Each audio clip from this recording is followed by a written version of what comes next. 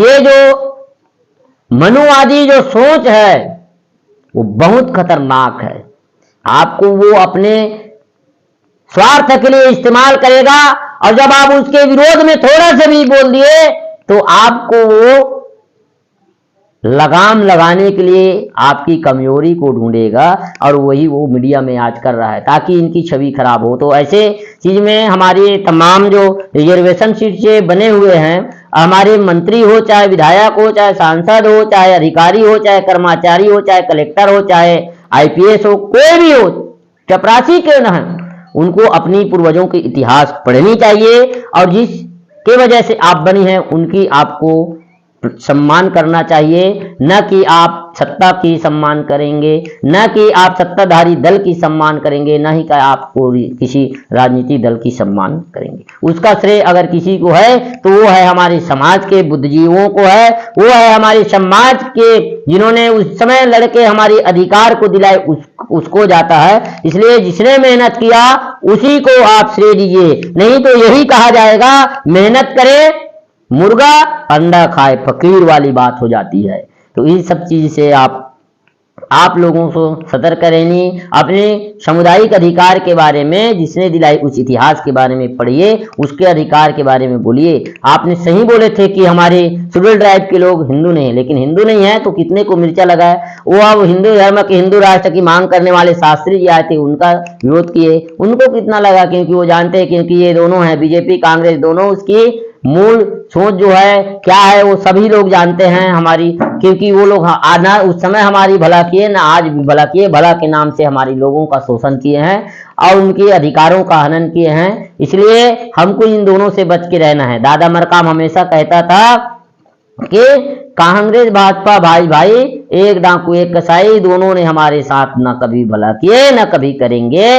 वो तो स्वार्थ के लालच देकर के हमारे लोगों को प्रोजेक्टेड करते हैं, प्रोजेक्ट करके हमारे ही लोगों को अपना गुलाम बना के हमारे ही लोगों को हमारे ही विरुद्ध काम करवाते हैं, ताकि मरे कटे दोनों पक्ष से ट्राइबल ही लोग। तो इस प्रकार से इनकी मानसिकता है। तो ऐसे मानसिकता से हमारी लोगों को, बुद्धिजीवियों को, सम्मानीय जनों को, सामाजिक पद में है, राजनीतिक पद में है, चाहे आधिकारिक पद में है, सभी को चिंतन करने की आवश्यकता है, मनन करने की आवश्यकता है। और इस प्रकार से आज देख रहे हैं इनकी मानसिकता को, आप तो देख ही रहे हैं कि एक तरफ तो हमारी शेड्यूल ट्राइब की महिला को भारत की सर्वोच्च पद में बैठाते हैं, प्रेसिडेंट ऑफ इंडिया, राष्ट्रपति के पद में बैठाते हैं, और दूसरी तरफ उसी आदिवासी महिला को, उसी वर्ग के महिला को निर्वस्त्र करके घुमाया जाता है।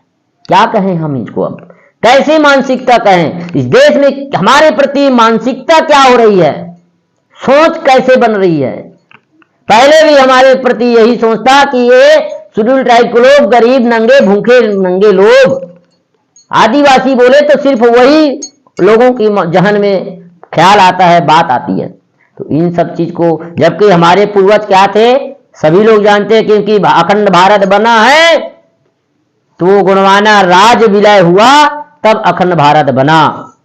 हमारे पूर्वज राजा महाराजा थे और आज भी राजा महाराजा हैं। सभी की गोत्रावली में, सभी की गोत्र में एक एक गढ़ है।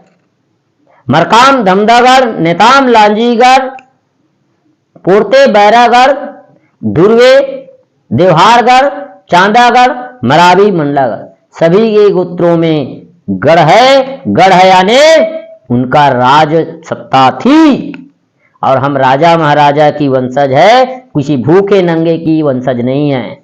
हम तो किस्से कहानी में सुनते आए कि एक गरीब बामन एक गांव में रहता था, एक गरीब, लेकिन कभी कहा है कि कोई किसी ने कि एक गरीब आदिवासी यहां रहता था? कभी हम कोई किस्से कहानी कहीं किंवदंतियों में नहीं सुने।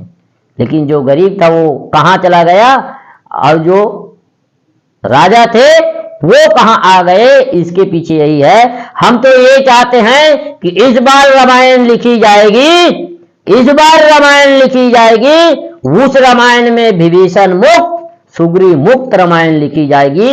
वह रामायण नहीं, गुणवाना की गाथाएं कहलाएगी, और वैसी गुणवाना गाथा की हमको परिकल्पना करने की आवश्यकता है। जो प्रोजेक्टेड आदमी हैं, हमारी लोगों के बीच में जो स्वार्थी आदमी है हमारे बीच में, उन स्वार्थी आदमी को हमको समझाने की आवश्यकता है, उन स्वार्थी आदमी को बेनकाब करने की आवश्यकता है, क्योंकि वो समझेगा आज वो हमारे विरुद्ध में स्वार्थ के लिए लड़ तो जरूर रहा है, लेकिन एक दिन ऐसा आएगा कि हम पहले मिटेंगे, फिर बाद में आपको भी सफाया कर दिया जाएगा।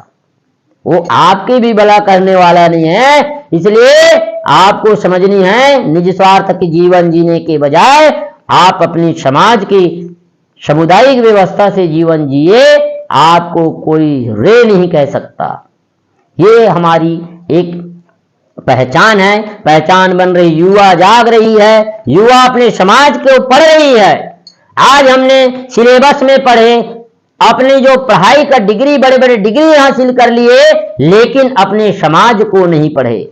हमको आज आवश्यकता ही है तो अपनी समाज को पढ़ने की, अपने इतिहास को पढ़ने की, और अपने समाज के जो दी हुई संवैधानिक अधिकार को पढ़ने की है, और उस संवैधानिक अधिकार के लिए त्याग समर्पण करने वाले उन बुद्धिजीवियों के इतिहास को पढ़ने की आवश्यकता है कि कितना मेहनत करके हमारे पूर्वजों ने इस अधिकार को लाया, इस बिल को लाया। बिरसा मुंडा को सब जानते हैं, 25 साल का नौजवान था, उनकी जेलों में खाल खींच दी गई भूमि संपादन अधिनियम, जल जंगल जमीन के अधिकार को लेकर के अंग्रेजों के द्वारा, लेकिन उन्होंने दस्तखत नहीं किया, सर नहीं झुकाया, और अपने आप को का बलिदान दे दिया गया। तो इस टाइप के जो हमारी सोच होनी चाहिए, मुंडा, ध्रुव, तिलका मांझी, बिरसा मुंडा, वीर नारायण, दुर्गावती, कई ऐसे इतिहास में मिलेंगे जिन्होंने हमारे लिए कुर्बानी दी, त्याग दी, बलिदान दे, संघर्ष किया, और उसकी संघर्ष को हमको जाया नहीं होने देना है। उसकी संघर्ष को हमें सम्मान करनी है, नकारनी है, तमाचा नहीं देनी है। देश आजाद हुआ, कह दिए लोग कि ले ली आजादी बिना खड़ग बिना ढाल, साबरमती के संत ने कर दिया कमाल। ये बोलना मेरे हिसाब से सरासर अनुचित है। बिना खड़ग बिना ढाल के अगर देश अंग्रेज यहां से भागे होते तो भगत सिंह फांसी के फंदे में क्यों चढ़ गया? चंद्रशेखर आजाद का कुर्बानी को आप नकार रहे हो, अशफाक उल्लाह खान राजगुरु की कुर्बानी को नकार रहे हो, और उसी तरह से सुभाष चंद्र बोस की इतना संघर्ष को नकार रहे हो। कई ऐसे हमारे क्रांतिकारी थे जिन्होंने, अनगिनत क्रांतिकारी जिन्होंने अंग्रेजों के खिलाफ खड़ा हुआ, अंग्रेजों को लोहे की दाना चबा दी, और इस टाइप के बोलना अहिंसा से देश आजादी हुई है, ऐसे बोलना कहीं ना कहीं उनकी त्याग और उनकी बलिदान को तमाचा है, नकारनी है।